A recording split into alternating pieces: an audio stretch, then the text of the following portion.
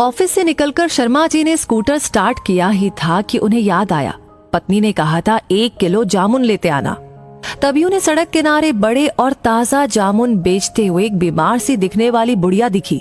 वैसे तो वो फल हमेशा राम आसरे फ्रूट भंडार से ही लेते थे, पर आज उन्हें लगा कि क्यों ना बुढ़िया से ही खरीद लूं। उन्होंने बुढ़िया से पूछा, माई जामुन कैसे दिए?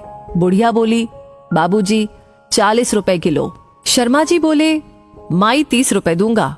बुढ़िया ने कहा, 35 रुपए दे देना, 2 पैसे मैं भी कमा लूंगी। शर्मा जी बोले, 30 रुपए लेने हैं तो बोलो। बुझे चेहरे से बुढ़िया ने न में गर्दन हिला दी। शर्मा जी बिना कुछ कहे चल पड़े और राम आसरे फ्रूट भंडार पर आकर जामुन का भाव पूछा तो वो बोला, 50 रुपए किलो है बाबूजी, कितने दूं? शर्मा जी बोले, 5 साल से फल तुमसे ही ले रहा हूँ, ठीक ठीक भाव लगाओ।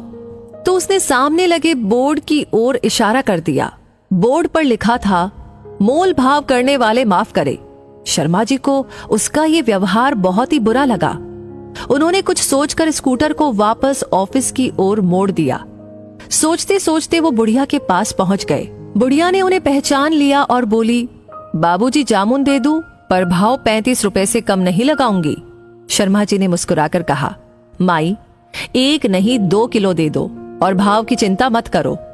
अब बुढ़िया का चेहरा खुशी से दमकने लगा।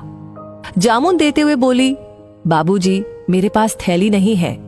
फिर बोली, एक टाइम था जब मेरा आदमी जिंदा था तो मेरी भी छोटी सी दुकान थी, सब्जी फल सब बिकता था उस पर। आदमी की बीमारी में दुकान चली गई, आदमी भी नहीं रहा, अब खाने के भी लाले पड़े हैं।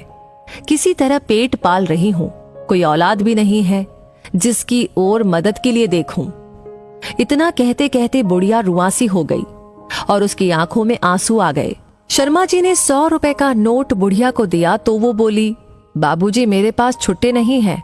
शर्मा जी बोले, माई चिंता ना करो, रख लो।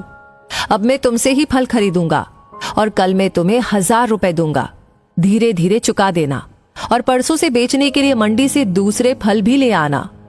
बुढ़िया कुछ कह पाती उसके पहले ही शर्मा जी घर की ओर रवाना हो गए।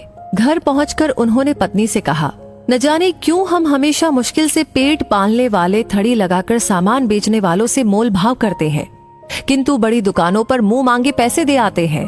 शायद हमारी मानसिकता ही बिगड़ गई है।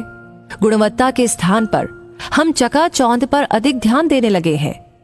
अगले दिन शर्मा जी ने बुढ़िया को 500 रुपए देते हुए कहा, माई लौटाने की चिंता मत करना, जो फल खरीदूंगा उनकी कीमत से ही चुक जाएंगे।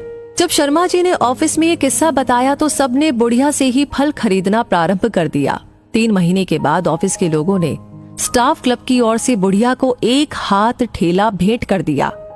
बुढ़िया अब बहुत खुश है।